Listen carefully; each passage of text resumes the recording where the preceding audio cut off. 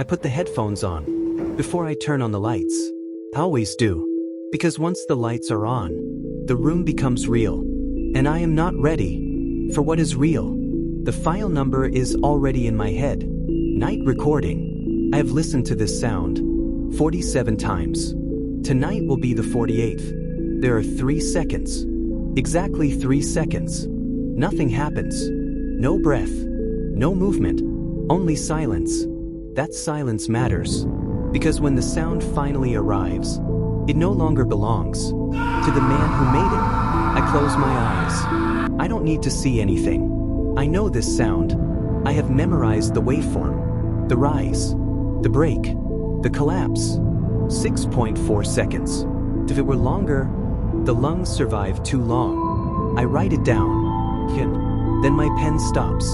Because this scream, it sounds familiar. Before the Reich found me, I was not important. That is the first thing you must understand. I was not a monster. I was a doctor, a researcher. I studied sound and the human nervous system. How sound enters the brain, how it becomes memory, how it becomes fear. I believed sound was history. Germany believed sound was a weapon. When my research was published, it did not receive applause. It received attention. That kind of attention never ends well. The letter was simple. No symbol. No warning. Only one sentence. Your expertise in listening has been deemed essential. Listening, not interrogation. You will not touch them. You will only listen. That sentence made it easier to say yes. The facility was underground. Sound behaves differently underground. Concrete absorbs guilt. Steel reflects it. They showed me the rooms, but perfectly isolated. Each prisoner alone. They could not hear each other. Only I could. That was the first moment. Something felt wrong. Not evil. Wrong. The microphones were too sensitive. They picked up sounds a human ear should never hear. Heart valves. Swallowing. Fear before thought. I lowered the levels. I told myself I was improving clarity. The first scream did not begin as a scream. It began as a breath, held too long. Then the body remembered what the mind tried to forget. They archived the screams, each one labeled, numbered, so like fingerprints. After a while, I noticed something. Certain frequencies repeated, different men, same sound. I layered the waveforms. They matched perfectly.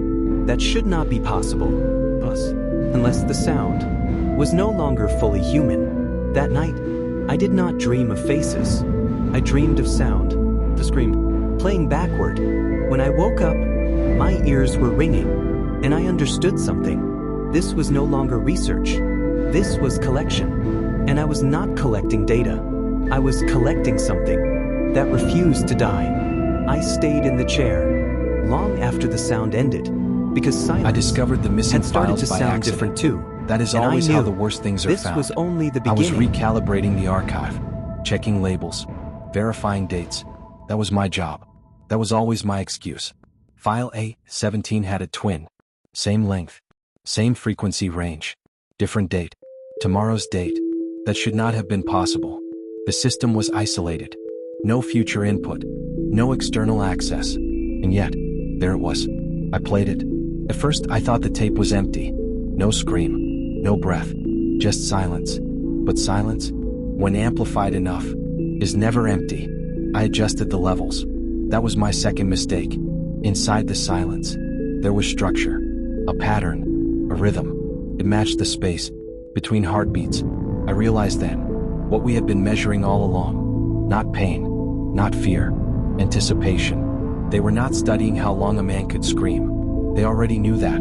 They were studying how long a man could wait before screaming. That space. That silence.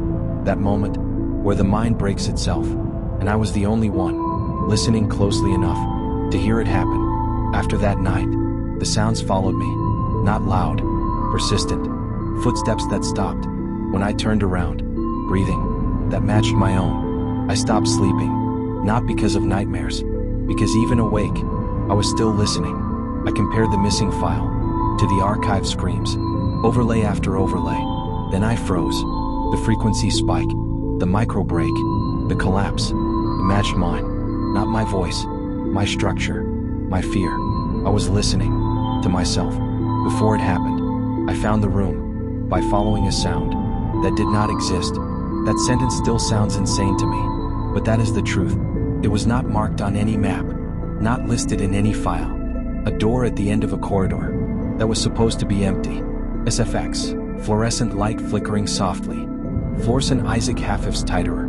The light above it flickered, like it was unsure whether it should exist. I stood there for a long time before opening it, because for the first time, I was afraid of silence. The room was larger than the others. No restraints, no table, only microphones, dozens of them, all pointed inward. There were no prisoners inside. That was the point. This room was not built to record screams. It was built to wait for them. I checked the logs. This room had been active longer than any other. Years. But there were no screams attached to it. Only timestamps. Hours, days, weeks, all marked as successful. My hands started shaking because I finally understood. This room was not for breaking bodies. It was for breaking minds that had nothing left to hear. The experiment was simple. A man was placed here. No pain, no sound, no stimulus, just perfect acoustic isolation. And then, nothing. No screams, no begging, no collapse. At least, not at first. The microphones did not record sound. They recorded expectation. The moment the brain began to create noise, to survive. Most men lasted less than a day. Some lasted hours. One lasted 3 weeks. The file said he never screamed. That was a lie. He screamed perfectly, just not out loud. His brain learned to produce sound without using the body. The microphones caught it, barely. A frequency so low, it felt more than it sounded. The same frequency I had been hearing in my sleep. I stood in the center of the room, and for the first time, I noticed something terrifying.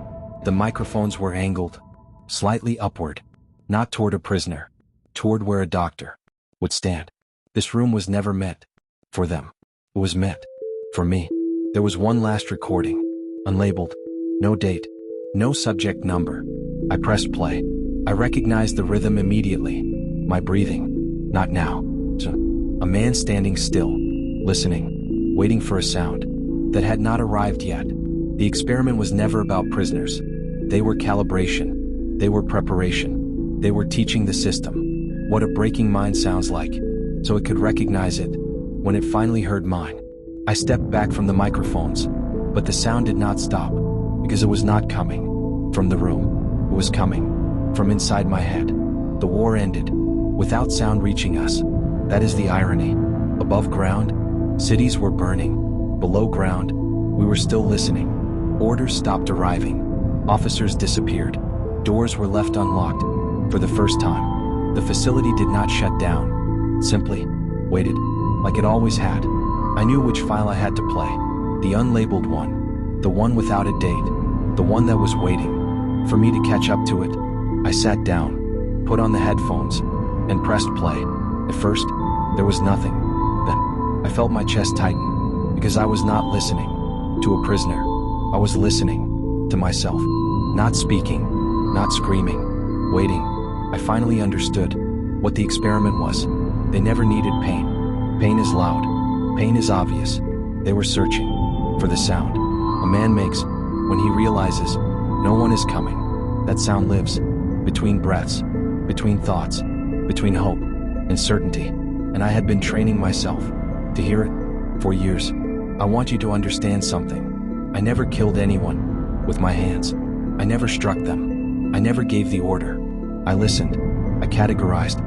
I normalized the unbearable. And that is how it survived. Evil does not always shout. Sometimes it whispers. And sometimes waits for someone professional enough to listen carefully. As the tape continued, the breathing changed. Shorter, shallower. I recognized the pattern. It was the same I had marked in hundreds of other files. The moment before the scream. But no scream came. Instead, there was acceptance.